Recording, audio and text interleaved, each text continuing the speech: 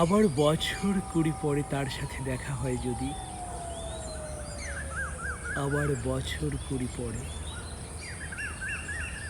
হয়তো ধানের ছড়ার পাশে কার্তিকের মাসে, তখন সন্ধ্যার কাক ঘরে ফেরে,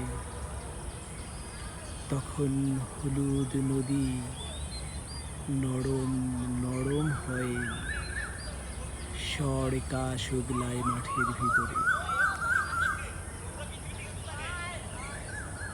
অথবা নাইকো ধান খেতে আর